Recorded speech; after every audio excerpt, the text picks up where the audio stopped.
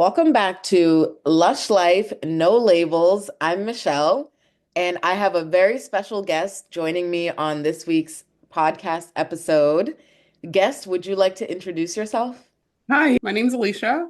Michelle and I have been friends since high school. We were talking recently about some life changes, and I recently made some career moves, and we thought it might be a good thing to talk about. And I know other people are going through things similar around us, so just wanted to share that experience. Yes, career changes are a huge thing, and it's a great story of the week to bring us into our discussion today. So, Alicia, what industry did you work in before, and what type of work did you do? Absolutely. I work in tech, specifically like big tech. And for me, I've always been, I've tried out a lot of different careers, or at least I tried out majors and fields in college and in high school. I really didn't have a strong sense of exactly what I wanted to do. And so I kind of gone through medical, law, all sorts of different things. And by the time I got to college, I had honed in on biomedical engineering. So from there, I was doing research, which is like part of our course requirements we had to. Mhm. But from there, I ended up really falling in love with the computer science applications of biology and medical stuff. And that led to things like image analysis and computer vision. So by the time I got to right before junior year, I was actually really involved in artificial intelligence.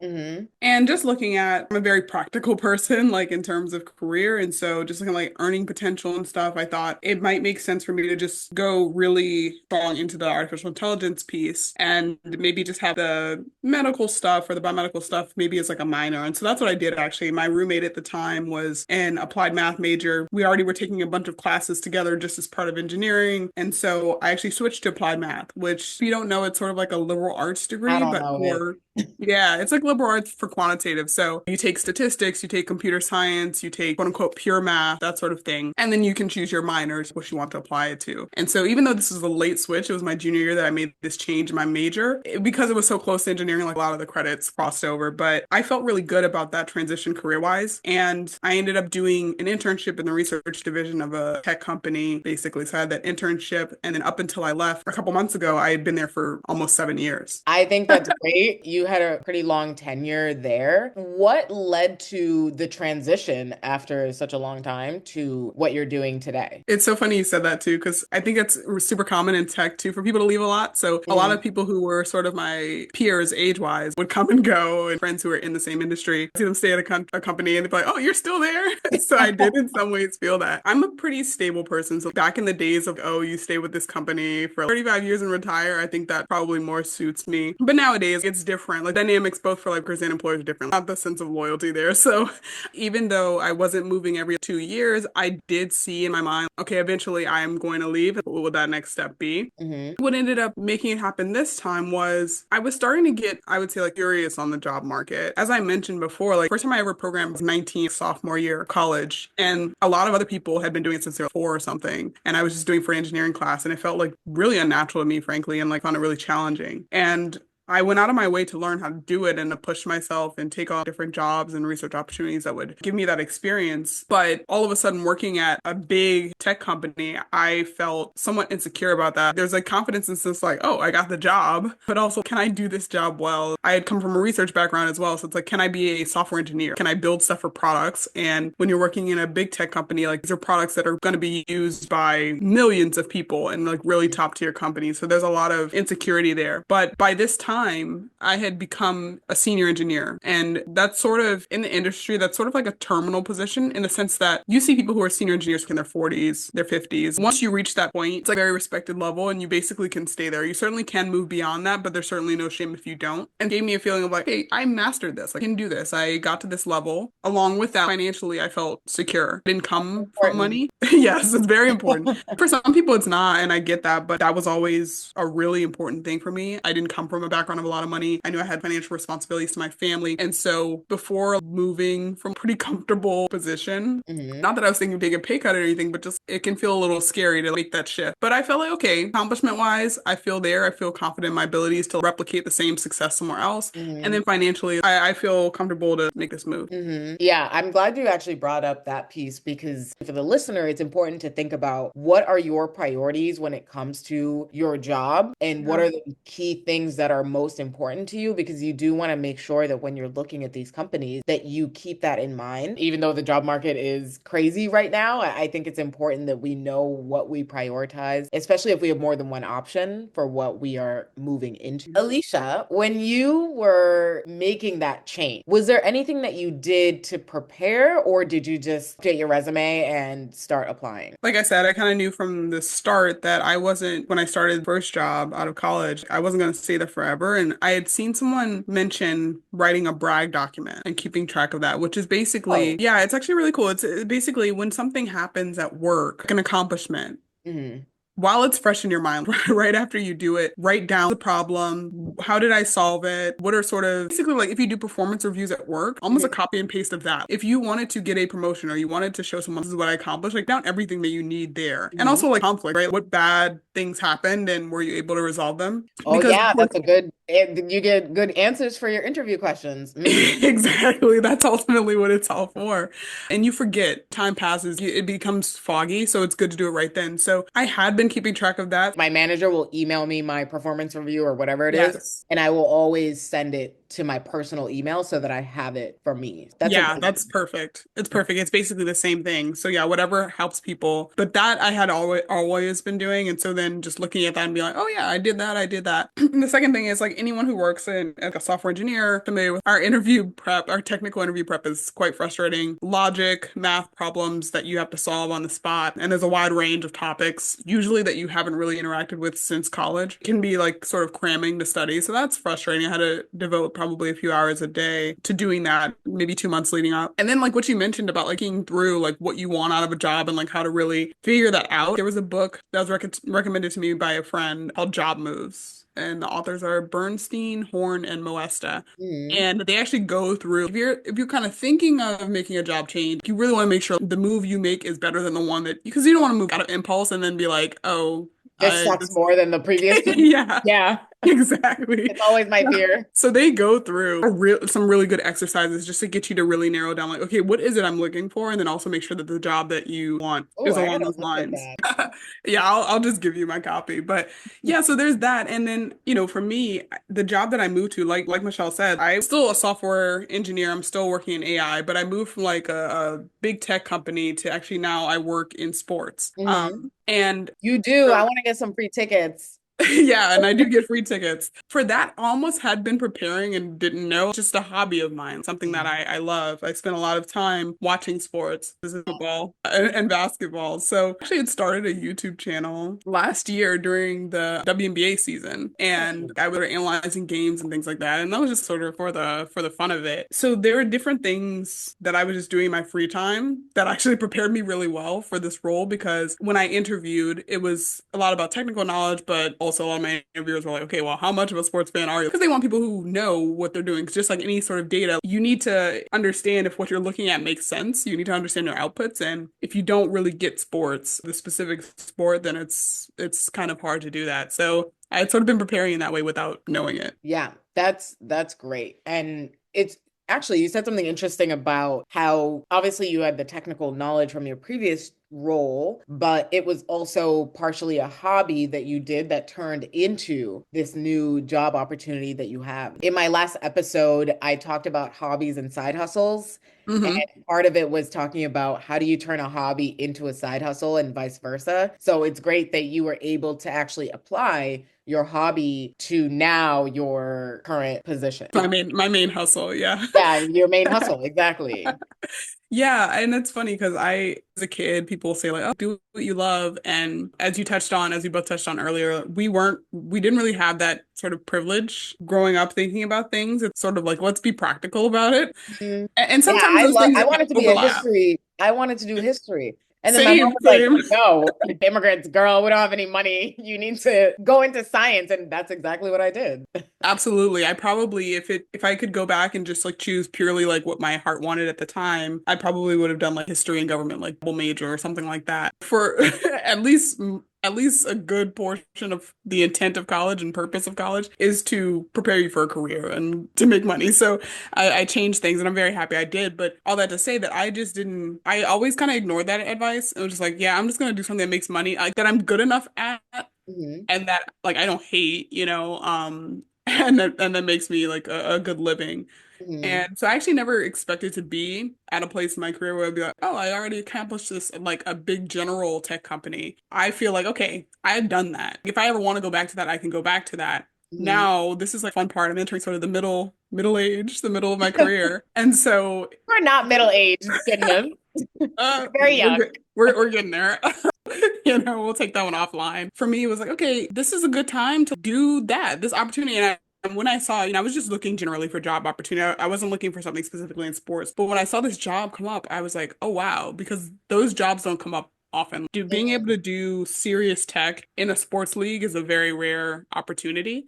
Mhm. And so I was like, oh, wow. And I think I'd be really, really good at this. And it happens to be something I'm really passionate about. And so I just really sort of seized it. Now I literally do wake up like, oh my God, I'm excited to go to work and learn about this thing. Or I'll be watching videos, a podcast that I would normally watch anyway, breaking down different teams. And I guess this is kind of work. So it feels good It to has be that productive. context. That's Yeah. amazing. I love that you said you wake up and you're excited to go to work because Hmm. I feel that at least in the US, a lot of us don't have that sentiment. Yeah. And we just get up to go to work because we have to. Hmm. And it would be great for a lot more people to be in the position that you're in and to have that type of sentiment. As you said, you weren't specifically looking for this exact role, but it did come up and you seized that Hmm. opportunity, which I think is great. It's important for us to keep those things in mind and to keep our eyes open for some of those opportunities that may be rare, but are still good for us. And for somebody like me, I don't have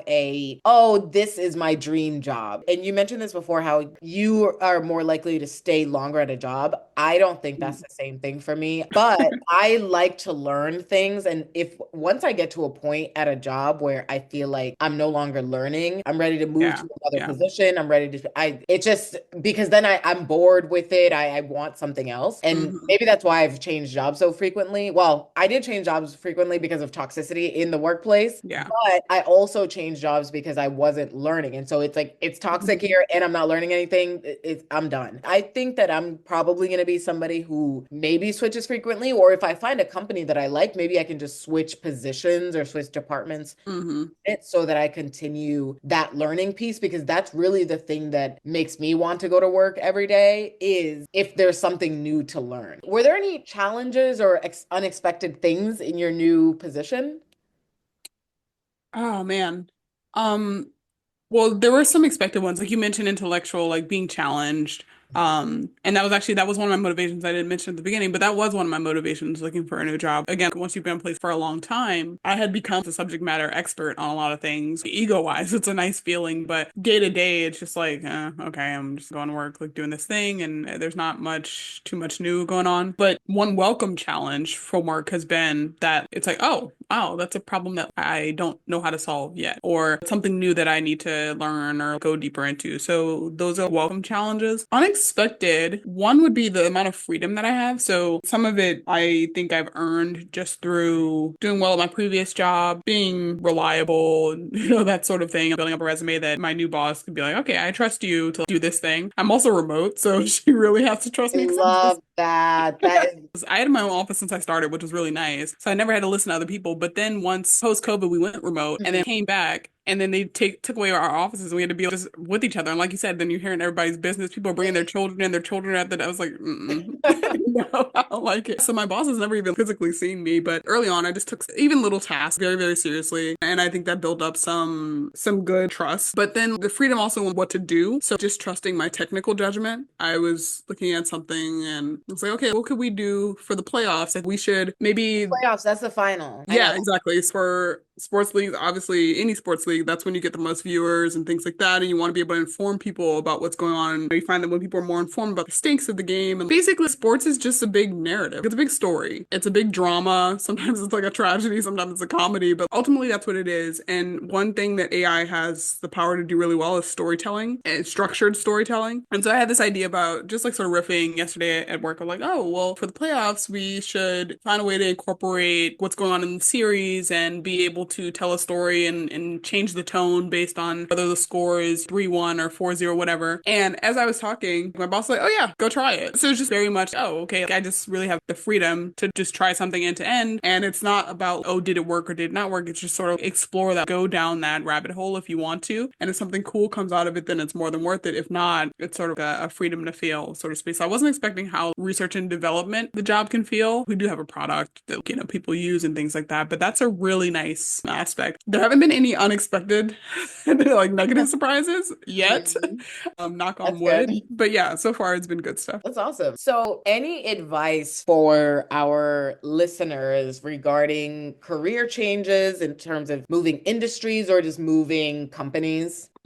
Yeah, shout out the millennials. Leave Shout out them. Gen Z too. And then what's the And if next one? Gen Alpha? and if you're or above that, if you're Gen X looking to change a job, because my mom changed job. Well, now she's been on her job for like 7 years, but she changed her job in her early 50s, which is very, I'm sure would be a completely different perspective. In terms of the job search, be thoughtful about it, but also don't hold yourself back. Like, still be ambitious because again, changing jobs is a lot, and you don't want to Especially do in it. this economy, in this market. Yeah, you don't want to do it for no reason. You don't want to do it just to make a very lateral move that's like, okay, why did I even do this? Make it worth it, I guess I would say. Know what you want and swing big. Even with interviews, I know it gets annoying sending out the little things, but think about it. Back in the day, people had to walk there with their resume, put their suit on. So we can, yeah, we can click a few buttons. Go for things. Another thing I would say is I made sort of different leaps throughout my academic career and then career, but they were always planned out. And so if you have a plan, trust it, and then feel like you can take that leap. Mhm. And if you've reached a goal, reward yourself. For me, it was, like I said, partially financial, partially accomplishment of a certain title at work. Once you get there, sometimes we're working towards something for so long, and then we get there and we're like, okay, but that might be a good time to reward yourself and say, oh, wow, I have been wanting to do this for a long time. Now that I've done this, what doors does it open? And it could be something as simple as, oh, now that I hit this bar at work, I feel accomplished and I can spend more time with my kids or with my friends or something. Like it could be something like that. It doesn't have to be career wise, but just check in on, I guess, where your career is because sometimes our goals get really stale and they don't really align to where we are anymore. And I Yeah, think we refreshing change. that. Yeah, we Yeah, change and our exactly. goals may change. What we want may change. I think that's Exactly. So just make sure you refresh that before you start looking for jobs because you might be based on something that you were thinking a while ago that's not even relevant to you. And the final thing I would say is leave places on good terms.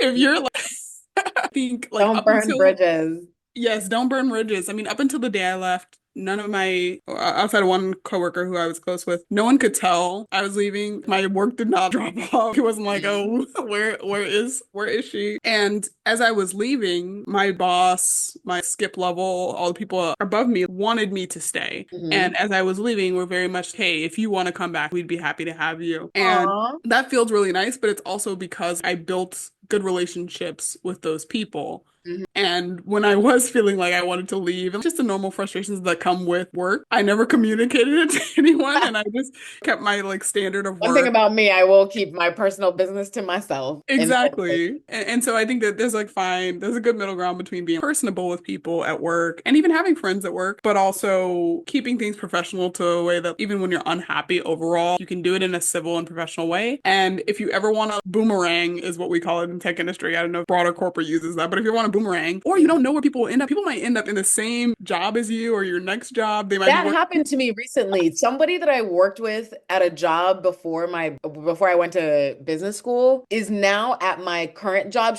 We're in different departments, but we work Yeah, together now. So it was interesting, and we never had any issues, but it was interesting that that happened because the world is big, but it's also very small. So you're very small. absolutely right. You never know when you're going to meet with somebody. That person might end up being your boss. Exactly. So just keep that in mind. That's great advice for our listener on that, and great advice for me. Things for me to think about as well. Now that you've made this transition, I know you also had some recent big life changes as well. hmm Is hmm there anything that you're looking forward to in this year of 2025? Oh man, I think this year probably is more stability. Easing into, like you said, lots of life changes, easing into this new life. It was funny when I was leaving my previous job, my boss joked with me. He was like, you normally hate change, but you've had all these changes in like short time, basically in 6 months. And I was like, yeah, I hadn't thought of consciously, but I think in a way, it's almost like, let's just rip the band-aid off, just do it all at once. as Mhm. opposed to having these different life upheavals. For me, it's like, okay, that's done.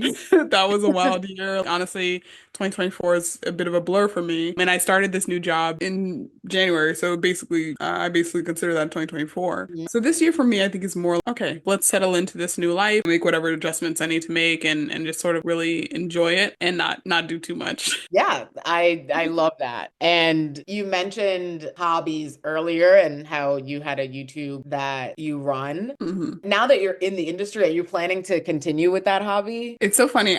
So the season for that particular sport, for WBA is not on right now. Oh, okay. But I guess I wonder how much my desire to do it will be almost cannibalized Hmm. by working in sports. Because That's the thing. you know what I mean? It's almost like you said, like the side hustle become, or the side, well, I wasn't making any money, but like the But hobby. yeah, when your side hustle becomes your main hustle, Yeah. So it's like, I don't making know that if I'll profit is still the want to do it as a priority. hobby. Yeah, versus it being Um, fun, solely for fun. Yeah. yeah, exactly. Maybe So I you'll don't know, find some aspect of it maybe that doesn't relate to your day-to-day work that you can still do and still enjoy that hobby aspect of it. yeah, exactly. There may be like some itch that isn't scratched by normal work that I'll still want to pursue. But yeah, we'll see. We'll see. It was a faceless channel.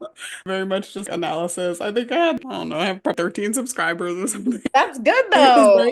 very, but that's how you know it was very much for my own It's a happiness. It niche. certainly was not about Yeah.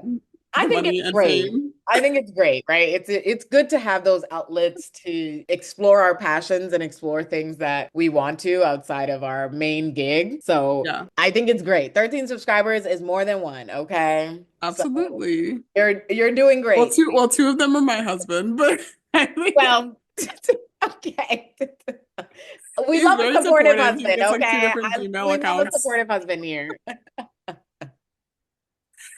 But yeah, we'll see. That'll be a good follow-up for us to discuss. Yeah. Yeah, for sure. We're sort of wrapping up our discussion today. Is there anything else that you'd like to share with our listeners around careers, hobbies, literally anything else? For me personally, I never would have imagined or been able to predict where my career has gone. And I'm really happy with where it's led me. And I would just say when you feel a really strong pull towards something, don't ignore it. Because like I said, I made a lot of different shifts and like felt like I was into one thing and it was like something was telling me like, no, actually you want to do this, or maybe this is the best way to go. And every time I followed that, it's just created a really nice chain of events for me. And so I think as long as you're thoughtful about it, listen to that pull Mhm. and don't feel like, oh, I have to stay here for this long or I committed to this, I have to do it. It's your career. It's your life. And yes, companies miss you in the sense of, oh, I'm sure you build relationships there and whatever. They will find someone else. And like at the end of the day, you have to prioritize yourself. As long as you do that in a thoughtful and respectful way, I think it pays a lot of dividends.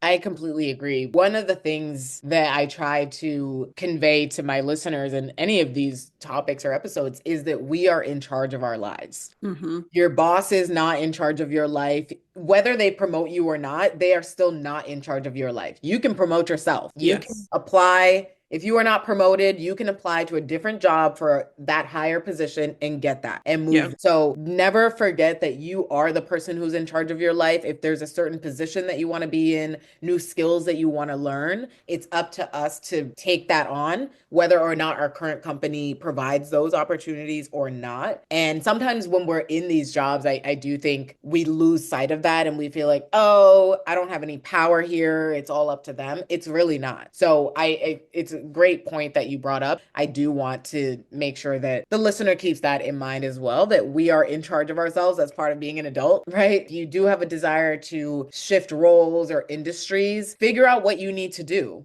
at that point Hmm.